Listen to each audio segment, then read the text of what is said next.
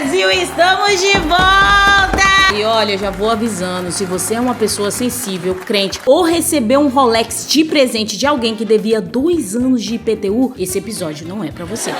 Então vamos lá, Bolsonaro foi definitivamente preso e os 3 gatos pingados de direita que ainda sobraram nesse país estão ameaçando guerra. E o que eu posso dizer pra vocês, né, galera da direita?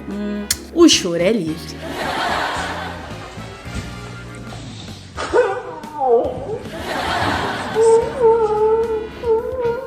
Então fica aqui comigo até o final e hoje vamos fazer um resumão dos últimos acontecimentos. Polêmica do Banco Master envolvendo a CPMI do INSS. Sim, a CPMI do INSS resolveu aprofundar as investigações, porque aparentemente quando você começa a puxar o fio do INSS, você descobre que não era um fio, era um cabo de fibra ótica conectado direto na tomada da casa de um pastor em Alphaville. Sou Leila Sou e como sempre, tudo que você vai assistir a partir de agora não é um show. Mas antes, se inscreva no meu canal, deixa seu like. Vamos lá. Toda vez que algum criador de conteúdo político menciona INSS, surge um monte de asno direitista das profundezas comentando: e o Lula, hein? E o irmão dele? O INSS é do Lula. Claro, porque o Lula é dono da porra toda, né? Bando de animal, pelo amor de Deus. Por isso que eu não gosto de abordar esse tipo de assunto aqui no meu programa. O que eu quero enganar? Mentira, eu amo.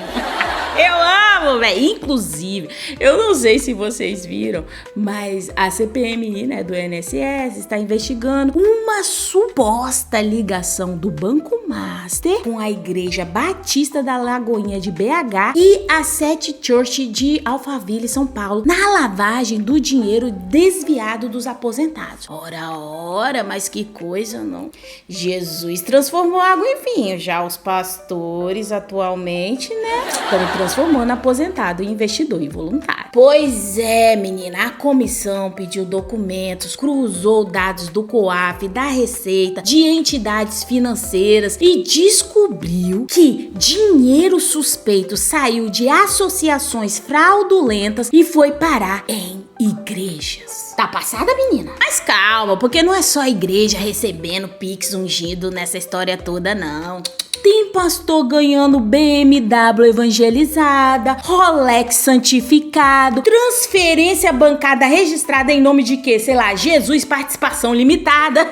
E meu favorito, um banco chamado Clava Forte Bank. Não parece aqueles nomes de academia que promete treinar seu corpo e fortalecer seus ativos espirituais? E adivinha quem é que tá no meio dessa bagunça celestial toda?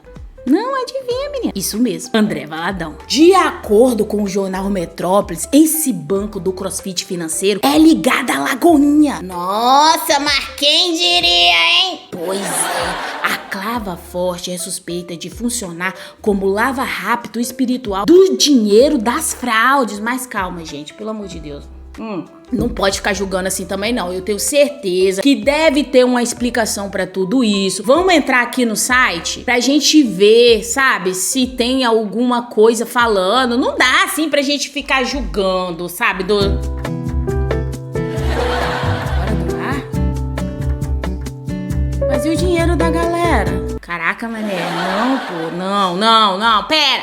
Valadão deve ter postado alguma coisa no Instagram pra acalmar os fiéis, pô, afinal ele é um pastor influencer. Eu preciso calar o barulho que existe na minha mente. 500 miligramas de queatipina que na hora, ó, segura na mão de Deus. Cala as vozes. Pai, imediatamente. Ih, gente, além de tirar o site da Clava Forte do ar, logo após ela ser citada na CPMI do INSS, não há pronunciamento nenhum até o fechamento desse vídeo por parte do pastor. E assim, tem mais igrejas envolvidas, galera. Não é só a Lagoinha, não. A Sete Church mesmo, por exemplo, recebeu 694 mil. E é assim, eu não sei vocês, mas eu sempre achei que o número 7 era o número da perfeição, mas agora descobrimos que também é o número do depósito.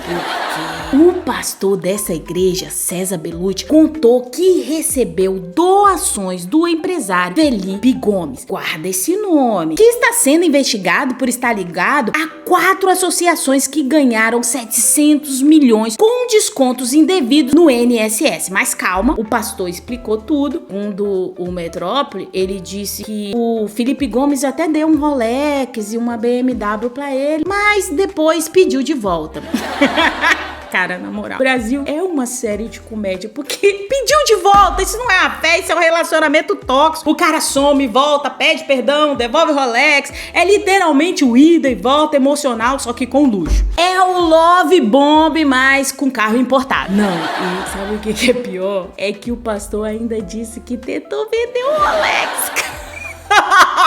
Véi, eu não consegui encontrar o vídeo dessa declaração, mas eu fiquei imaginando ele falando com toda a calma do mundo, sabe? Ah, não, eu tentei vender o Rolex uma vez, mas não consegui, então eu abençoei outra pessoa com ele. Sim, ele disse isso. Abençoou outra pessoa com Rolex. Abençoou, véi! Eu amei essa palavra. A partir de hoje, quando eu der um presente caro pra alguém, o que nunca vai acontecer porque eu nunca tenho dinheiro, eu vou falar, não é presente, é uma bênção pra sua vida. Receba o cara da luva de pedreiro. E a comédia não para por aí. O deputado Silas Câmara, presidente da Frente Parlamentar Evangélica, recebeu 9 mil.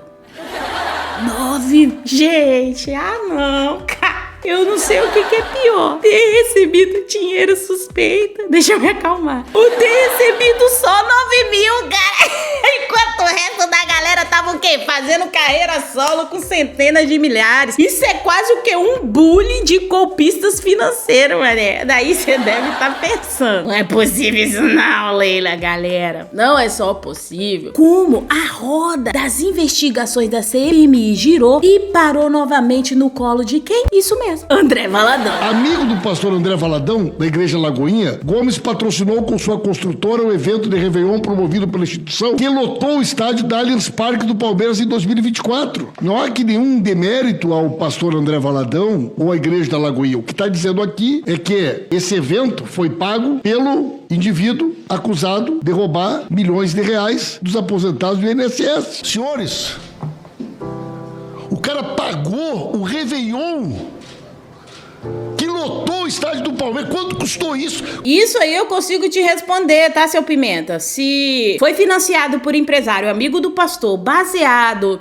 no histórico de presentes que temos até agora, eu diria que o valor exato foi uma Rolex, uma BMW e uma oração em 3 vezes sem entrada e sem juros. Pois é, meus camaradas. A suspeita é que dinheiro de fraude no INSS, dinheiro tirado de idoso, estava patrocinando mega cultos, festas de Réveillon, eventos gospel de milhões, bancos cristãos e pastores influenciadores. É isso.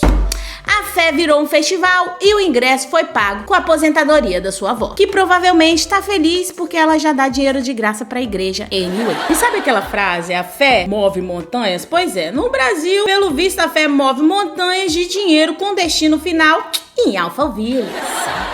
Tá, a gente já falou das igrejas, dos pastores, dos bancos com nome de academia, mas falta o personagem principal dessa novela. E eu sei que você deve estar se perguntando desde a hora que eu citei o nome dele, porque eu já conheço vocês. Eu sei que na cabeça de vocês até agora tá assim, tá, mas quem é Felipe Gomes? Esse cara que sai dando Rolex, patrocinando evento milionário assim desse jeito, parecendo até que, sei lá, tá querendo aliviar a consciência pesada. Então, meus camaradas, meet Felipe Macedo Gomes, o Golden Boy da farra do INSS. Amparado por um habeas corpus do Supremo Tribunal Federal, Felipe Macedo Gomes não respondeu às perguntas da CPMI. Segundo o relator, o empresário é procurador de 6 associações. 4 delas teriam recebido cerca de 714 milhões de reais em descontos associativos questionados pelos beneficiários do INSS. O pessoal gosta muito de falar de Ferrari. Aí o seu Felipe Macedo Gomes, que está aqui, chefe de 4 das associações que roubaram dinheiro de milhões de aposentados, arrecadando 714 milhões. Tem lá no quadro de carros dele, e eu acho isso de extremo bom gosto, uma Ferrari e 4 Porsches. Coisa de gente rica. A Polícia Federal apreendeu. O relator perguntou se a doação feita por Felipe à campanha do ex-ministro da Previdência, Onyx Lorenzoni, seria uma espécie de propina. O senhor colocou porque quis. O senhor colocou porque pagou propina. Ou o senhor colocou porque alguém lhe pediu? Vou me manter em silêncio. Os funcionários concursados do INSS abriram as portas da corrupção para receber dinheiro desviado dos aposentados e pensionistas de mais de 700 milhões.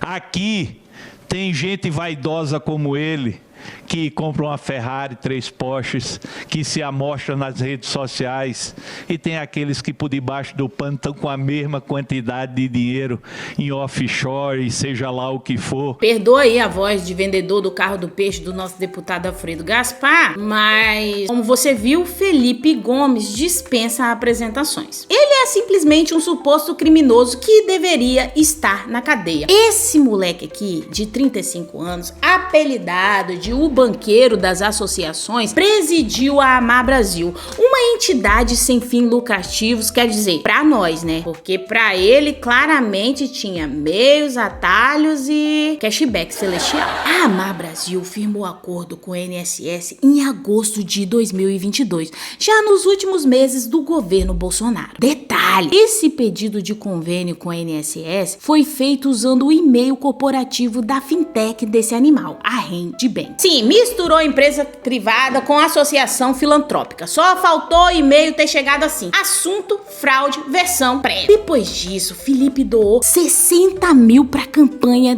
do Onyx Lorenzoni. Lembra? Esse ministro que na época ele era ministro do Trabalho e Previdência do governo Bolsonaro, e ele tinha acabado de ampliar as margens do consignado. Ou seja, você assina o cheque pro ministro com nome de carro e o universo responde ampliando o limite do cartão dos aposentados. É a mão de Deus trabalhando, gente! Vai ter referência cristã até o final, sim.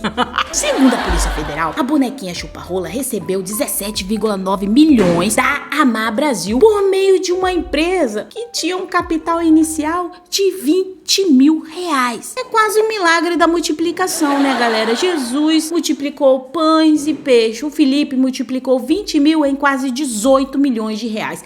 É pra glorificar de pé, igreja.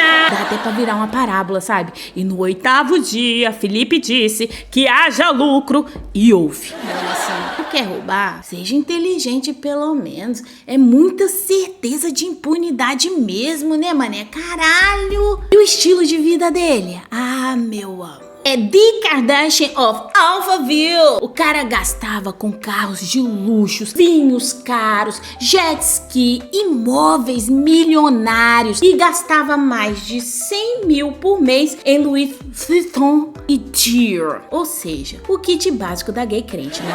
E vocês aí achando que eu tava exagerando quando eu chamei ele de bonequinha chupa-rola, pô. Meu gaydar aqui, ó.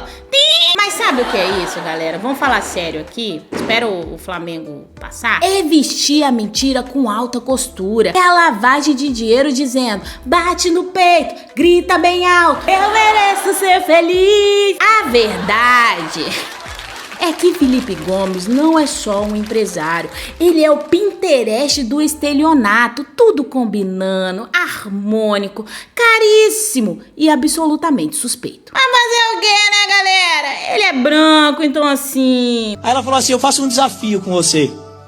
Você tem vários negócios, pega o seu menor negócio, aquilo que te rende menos, e você começa a dizimar. Aí eu falei: ah, tá bom. Aí eu fiz. Isso foi em setembro de 2022. 2 meses depois, naquele contrato, eu tive um aumento de 25% da minha receita. E eu vi a mão de Deus. Meteu essa. E aí, assim, se a mão de Deus tá envolvida nisso, aí então Deus tá precisando urgentemente contratar um advogado, porque até agora, do jeito que tá, a única mão que aparece nessa história toda é a mão leve de alguém no bolso do brasileiro. Porque puta que pariu, é golpe atrás de golpe. Nesse momento mesmo, Brasília está vivendo um momento tão tenso, mas tão tenso, que se você chegar no Planalto e gritar: eu trouxe um carregador, hein? 3 secretários desmaiam e um senador pede habeas corpus preventivo. Porque o novo epicentro do apocalipse institucional brasileiro é o quê? Uma nova delação? Um documento explosivo? Um áudio vazado?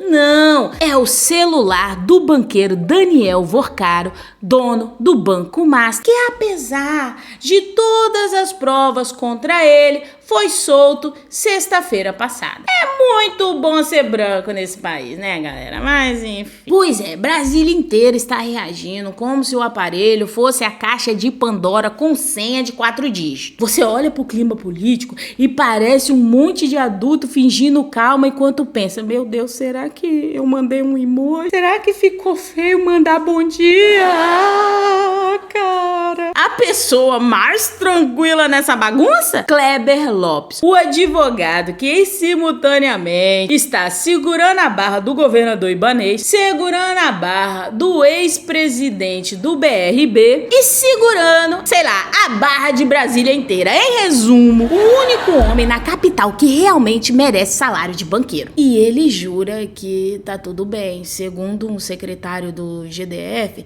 enquanto as defesas forem comuns, significa que ninguém delatou. É lindo, né? Como eles chamam: ninguém delatou de tranquilidade. A gente chama isso de rabo preso mesmo. É como se ele estivesse dizendo: enquanto todo mundo estiver mentindo junto, ó, tá tudo ótimo, um clima leve, saudável, colaborativo, tipo um casamento de gente rica prestes a acabar. A grande preocupação é o tal Paulo Henrique Costa, o PHC. Parece nome de droga cara, né? Pois é, e pelo visto é mesmo, porque aparentemente Brasília teme que ele acorde um dia e decida fazer o básico, dizer a verdade. O que no meio político é considerado uma forma leve de terrorismo. Porque se ele trocar de advogado, dizem que será um Deus nos acuda, o que é curioso porque Brasília já é um Deus nos acuda desde 2016, né? Mas enfim, PHC jura que não delatou até o momento, que é sempre a melhor frase pra acalmar alguém, né? Fica tranquilo, que eu não te traí ainda. Mas assim, eu fazendo a pesquisa, eu descobri que o BRB comprou títulos sem lastro do Banco Master. 12,2 bilhões, pra ser mais exato. Bilhões! Eu amo como eles falam isso com naturalidade, como se fosse: e aí, você trouxe pão? Não, mas eu trouxe 12 bilhões de prejuízo sem laço. Ai, então fechou. Isso porque a princípio o PHC era contra comprar o Banco Master, mas aí teve uma reunião com Ciro Nogueira e Antônio Rueda. E quem é que não muda de opinião, né, gente? Depois de ser pressionado por 2 homens cujo histórico político vem com mais plot twist que temporada nova de Stranger Things. E aí assim, delatar ou não delatar? Eis a questão, que provavelmente o juiz já sabe a resposta, porque o juiz da 10ª vara negou a prisão do PHC por acreditar que ele vai delatar. O Brasil, assim, ele é tão estranho que a gente tem um juiz dizendo: não vou prender não, porque ele parece disposto a apelar, gente. E aí, enquanto isso, o Vorcaro e Augusto Lima foram negados no habeas corpus, transferido, retransferido, empurrados pra Papuda até sexta-feira, dia 28 de novembro, quando na calada da noite uma juíza decidiu conceder o habeas corpus a eles com tornozeleira. Mas eu acho que essa tornozeleira não fala não, tá? Vamos aguardar. E você deve estar: Leila, está muito estranho. Sim, porque é estranho mesmo. E assim, sem querer acusar ninguém, só tô aqui expondo os fatos. Jornalismo satírico, gente. Mas a desembargadora que revogou a prisão de Vorcaro já foi acusada de gestão fraudulenta. Repito, acusada, não foi condenada. E, né? Brasil sendo Brasil. Enquanto isso, o Luan ficou 2 meses preso por um crime que ele nem cometeu. Daí eu quero que vocês coloquem aí nos comentários e me expliquem. De verdade, que eu não tô entendendo. Qual a diferença entre Luan Teodoro de Oliveira e Daniel Vorcaro? Porque um tem provas concretas contra ele e ele não chegou a ficar nem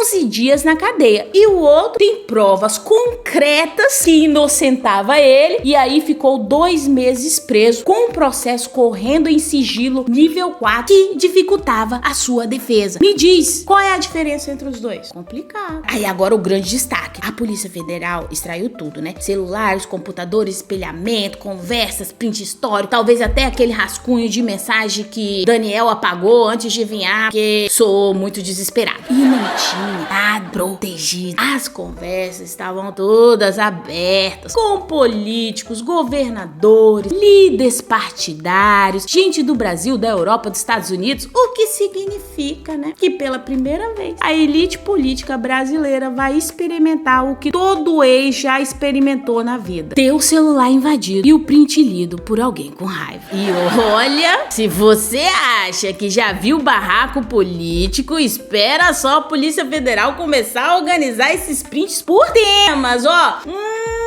Quem é Epstein Files na fila do pão, meu bebê? Porque assim, sinceramente, Brasília está com tanto medo desse celular que se o Vorcaro tivesse mandado um kkkk errado pra alguém, isso já seria considerado, sei lá, prova de colapso institucional. E agora, meus colegas, chegamos ao ponto em que o escândalo do Banco Master encontra o governador de São Paulo. Grande dia. Tarcísio, o homem que prometeu eficiência, acabou caindo na eficiência típica do mercado financeiro brasileiro: fazer dinheiro subir com elegância. Tarcísio recebeu 2 milhões de doação do pastor e empresário Fabiano Zedel, cunhado de quem? Isso mesmo, Daniel Vorcaro. Isso já seria suspeito o suficiente, mas vamos lembrar: Bolsonaro recebeu 3 milhões do mesmo cunhado. Eu acho que esse negócio é quase uma tradição familiar da família Vorcaro, sabe? Eu acho que ele chegou: filho, nossa família, o dízimo é em milhões. É assim, é pra depositar de pé via TED, de preferência. Mas calma, porque Zedel não é só cunhado, tá, galera? Vamos entender as paradas. Ele é o operador financeiro do conglomerado Master, tá socado? Ou seja, não é só uma conexão entre Tarcísio e o Banco Master. É um cabo HDMI 8K plugado direto no coração do escândalo, meu colega. Aí você lembra, né, que teve a privatização da EMAI. E olha, né, se fosse só uma privatização, ninguém estranharia. É Tarcínico, o homem privatiza até cadeira vazia. Mas depois da venda, a estatal, que agora privatizada deveria estar livre do Estado, aplicou 160 milhões em CDBs do Let's Bank, um banco do conglomerado, do cunhado, do maior doador da campanha que financiou o governador que privatizou a estatal. Meu Deus do céu, que nó na minha cabeça você deu, Leila. Eu sei, parece confuso, mas é só porque vocês não fizeram o curso Fluxo de Caixa Avançado para Gente Ingênua. Então vamos lá. Isso é tipo alguém dizer: eu vendi minha casa e aí todo o dinheiro da venda foi parar na conta do meu marido. Mas não por coincidência, e sim pela honra e glória de nosso Senhor. Xarará. Porque não tem explicação nenhuma, galera. Só tem as conexões. A Polícia Federal descobriu que o Banco Master tinha operações suspeitas de 12,5 bilhões. Eu acho que vocês já leram sobre isso. Fundos com o nome de Digimon, Hans 95, Astralo 95, Murren 41, aplicando centenas de milhões num banco que, honestamente, parece ter sido montado em cima de uma pilha de bosta. E no meio dessa bagunça bilionária, quem aparece ligado ao conglomerado, gente? Ele, Zedel, o cunhado, a doação, a privatização e o governador dizendo: gente, calma, não é o PCC. O mais bonito é que Tarcínico se vende, né, como um gestor eficiente. A eficiência dele é tão grande que ele conseguiu conectar doações milionárias de um banco investigado, uma privatização e 160 milhões passeando tranquilamente até chegar no grupo do cunhado do doador. Tudo isso sem ninguém parar pra perguntar por um segundo se talvez, assim, só talvez, isso fosse minimamente suspeito. Cara, na moral, isso é tipo você encontrar 12,2 bilhões sem lastro na gaveta e dizer, gente, calma, é que eu sou TDAH. Então, pra fechar essa saga, o Brasil hoje está numa situação tão surreal que o maior medo do governo de São Paulo não é a operação da Polícia Federal, não é o Banco Master estar implodindo, não é o cunhado pastor milionário. O medo real é que o celular do Vocaro contenha mensagens com o nome Tarcísio. Porque sejamos honestos, se o celular já tá fervendo Brasília desse jeito, imagina o que ele fará com a Faria Lima. Oh, rest my case.